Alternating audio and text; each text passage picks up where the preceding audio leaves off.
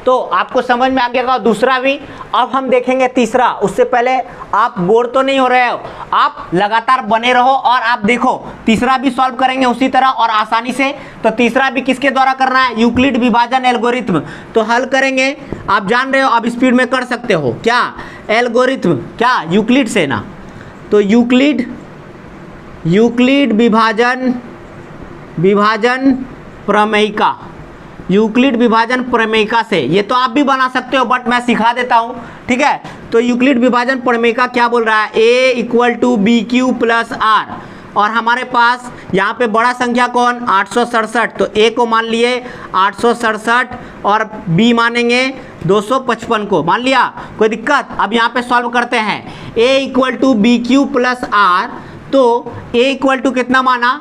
867 हमने मान लिया। 867 माना कि नहीं माना? तो 867 मान लिया। 867 = आगे देखिए इक्वल टू क्या हो जाएगा हमारे पास? b 255 लिख दिए प्लस नहीं मल्टीप्लाई q + r, ये हो गया हमारे पास। अब ध्यान दो, आगे का प्रोसेस आपको पता है, हमको r के जगह पे कितना लाना होता है?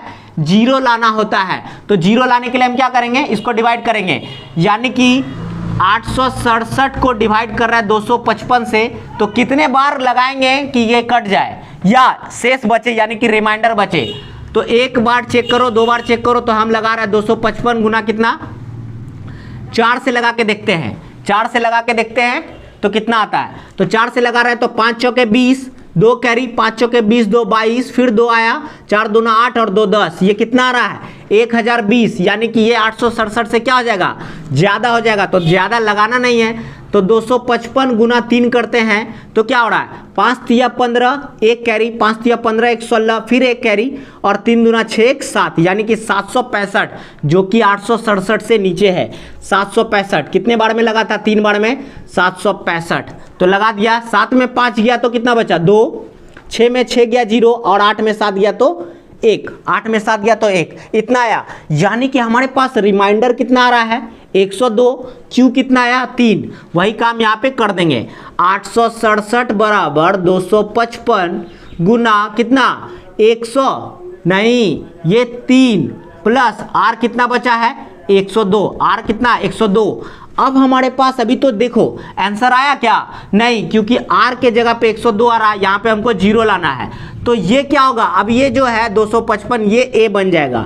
255 आ गया, उसके बाद बराबर में 102 आ जाएगा यहाँ पे। अब हमको निकालना है r + 1, तो हम क्या करेंगे? 102 से इसमें डिवाइड करेंगे। 255 में 102 से डिवाइड करो तो 2 बार में कटेगा, 3 बार में, जितनी बार में लगा सकते हो लगाओ। तो 2 बार में लगा के देखते हैं।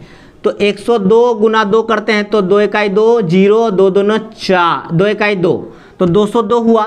3 बार में लगा के देखेंगे तो 300 हो जाएगा, जो कि 255 से ज़्यादा हो जाएगा। तो 2 बार ही लगाओ। 2 दूना 4, 0 और 2 1 2, क्लियर? 204। अब हमारे पास क्या है? 5 में से 4 गया तो 1, 5 है तो 5 और यहाँ पे 0 है तो 0। हमारे पास क्या आ रहा है? रिमाइंडर फिर से आ गया है मेरे पास 51, क्यू आ गया 2, वही लिख देंगे। यहाँ पे क्यू कितना आया? 2 आया क्यू, प्लस रिमाइंडर कितना आया? 51, रिमाइंडर 51। अभी भी हमारे पास आंसर नहीं आया क्योंकि रिमाइंडर क्या हो गया? 51 है। फिर आगे भी तब चलते हैं, आगे भी अभी करना होगा, यानी कि फिर ये क्या होगा? इधर आ जाएगा, ए बन जाएगा बराबर। अब देखो 51 आ जाएगा यहाँ पे आ गया 51 और गुना यहाँ पे क्यू प्लस आर, यही निकालना है तो यही निकालेंगे। 51 से अब 102 में भाग देते हैं। 102 में 51 से भाग, तो 2 बार में ये लगता है कट जाएगा। 2 1 जा 2 और 5 2 जा 10, यानी कि 102 कट गया। कटने के बाद देखो रिमाइंडर कितना आया? 0, क्यू आ गया 2। अब इसी को हम फिर से यहाँ लिखेंगे तो क्यू कितना आया? ध्यान दो, क्यू आया है 2 प्लस आर कितना आया? 0। अब देखो यहाँ से मेरा आंसर निकल चुका है। क्या कि अगर आर आपका 0 आ जाता है तो उसका जो बी हो रहा है वो क्या हो जाएगा? आंसर हो जाएगा। तो हम कह सकते हैं, क्या लिख सकते हैं बताओ? लिख सकते हैं अतः कितना 867 और 255 का HCF कितना निकला है 51 है। किसके थ्रू? यूक्लिड विभाजन प्रमेयिका यूक्लिड विभाजन प्रमेयिका से हम बोल सकते हैं क्या कि 867 और 255 का HCF कितना आया?